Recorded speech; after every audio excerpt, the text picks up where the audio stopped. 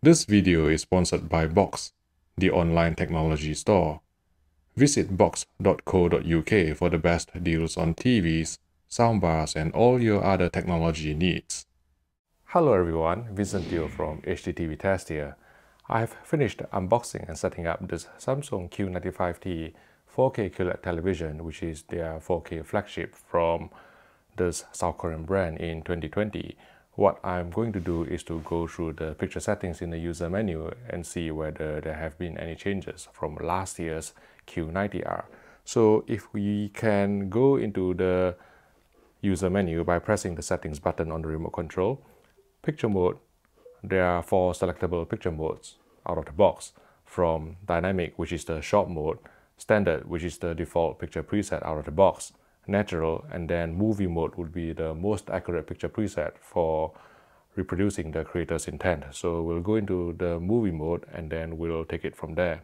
If we go into the picture settings, brightness will determine the light output from this television. In previous years, this is known as backlight on Samsung QLEDs, but new for 2020, they have renamed it to brightness, so it just pumps out more light if you actually increase it. And if you decrease it, then the brightness of the TV would decrease. Contrast determines the digital white level. Sharpness determines edge enhancement. So if you increase sharpness, you will be applying some additional edge enhancement to make the picture look superficially sharper, but increasing it by too much will also introduce more noise into the picture. So we'll go down to the default value of 0. Color affects the colors globally. By globally, I mean all the colors will be affected, and it will probably boost the saturation and luminance of all the colors. Tint will rotate the hues of the colors again in a global manner.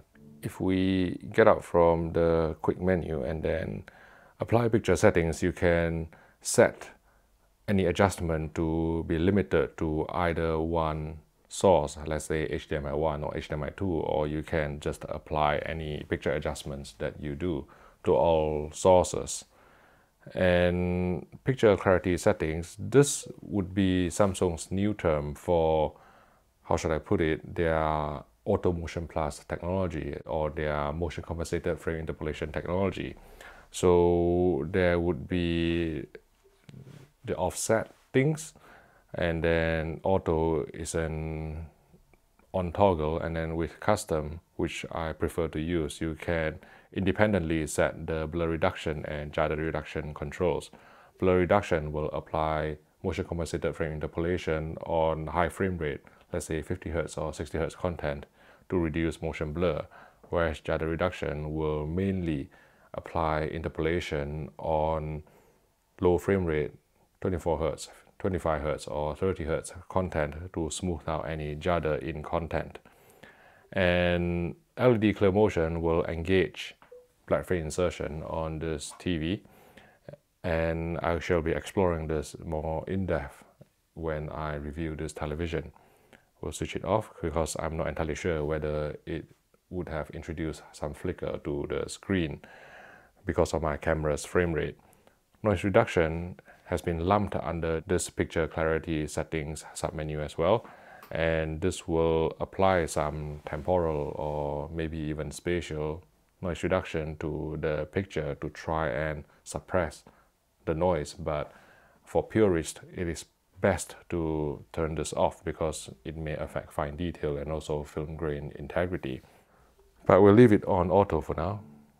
And then local dimming. This is a full array local dimming LED LCD television, and there are the several settings of low, standard, and high. And there have been some reports going around that the low setting would be disabling local dimming entirely, but on the Q80T I reviewed a few weeks ago, I think the low setting still activated local dimming, albeit in a less aggressive manner. So I'll be interested to see how it behaves on the Q95T.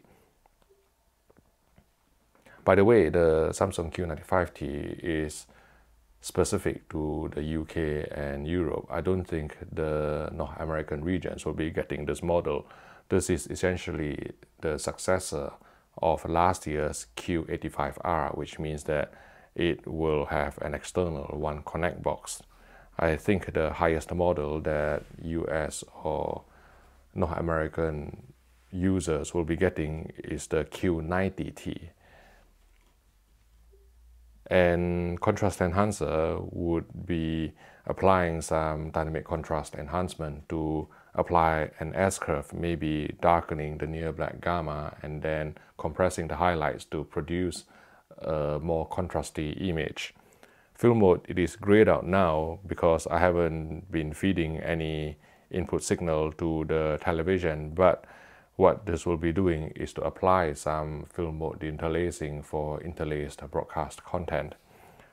Color tone would be a color temperature preset, so you can select from the most accurate warm to color tone or go progressively bluer up the scale. If you go all the way up to cool, it will be the bluest.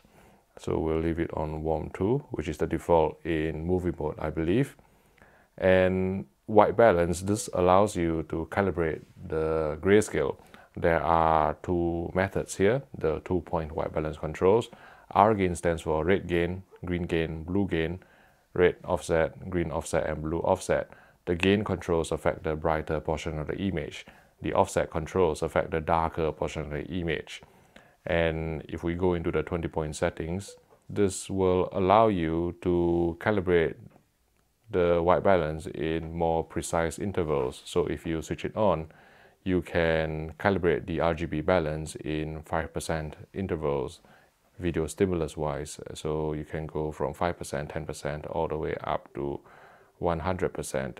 Now for 2020 models, I believe that Samsung has introduced a new algorithm that will separate the interface from the content. So when calibrating manually, the patch that you're measuring on screen won't be affected by the control sliders when you're calibrating this TV in a manual manner. But I think the best way to calibrate any Samsung televisions would be to use direct display control if possible, and on the One Connect box of this Samsung Q95T there is an X-Link socket which will allow you to do that.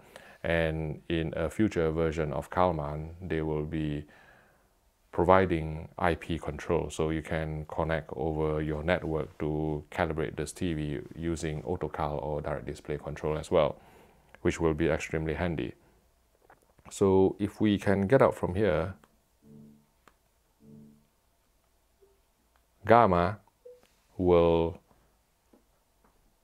determine how the input signal is translated to the output on screen, and the default gamma for SDR would be BT1886, and in the brighter room you can go down to 2.2 gamma, which will brighten up the midtones for more shadow detail presentation in the presence of ambient lighting.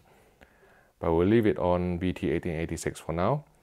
And even within the BT1886, you can either darken or brighten the gamma. Shadow detail is a new control for 2020 sets. I believe on older Samsung TVs, this would be the brightness control, but they have renamed it to shadow detail, which is more accurate because this affects near black gamma. So if you think that your TV is lacking in shadow detail, you can brighten up the near black gamma to lift the shadow detail. But let's reset it to 0.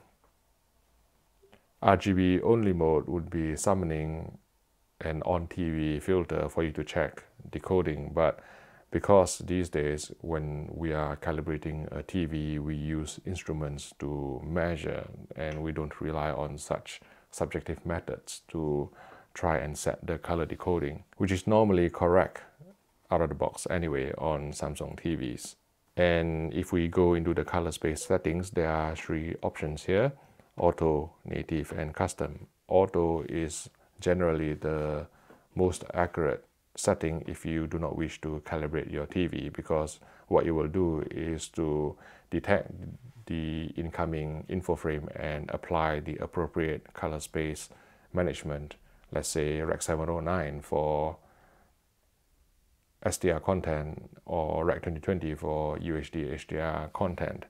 Native would be forcing the color gamut to the widest possible of the set in a native manner, which is the native color space of the television.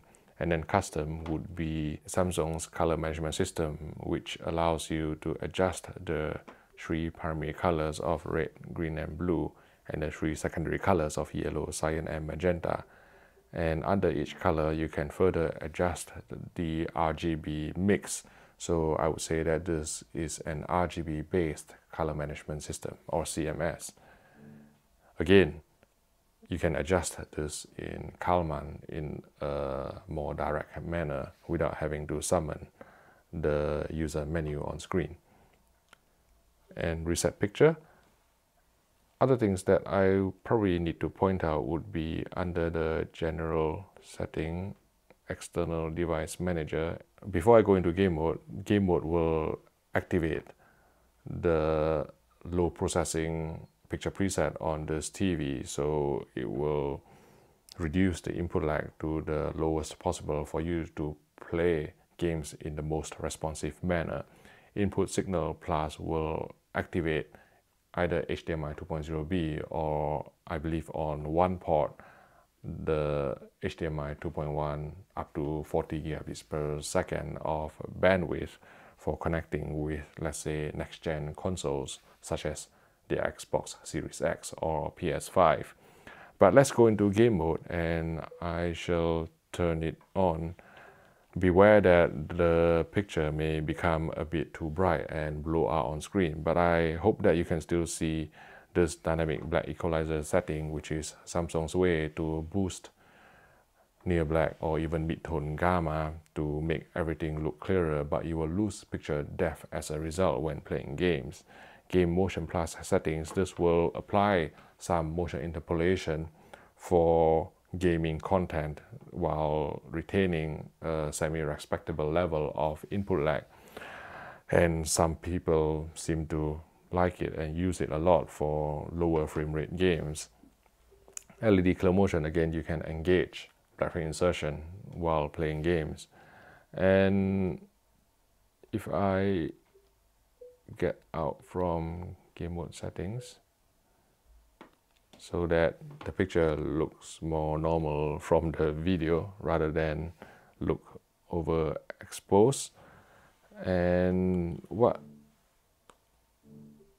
I will do is to start reviewing this television over the next couple of weeks. So if you have anything you would like us to test, or if you have any particular questions about this television, feel free to leave a comment in the YouTube section below. If you found this video useful, please click the like button and subscribe to the HDTV Test YouTube channel for more videos like this. Thank you for watching, and I will see you in the next video.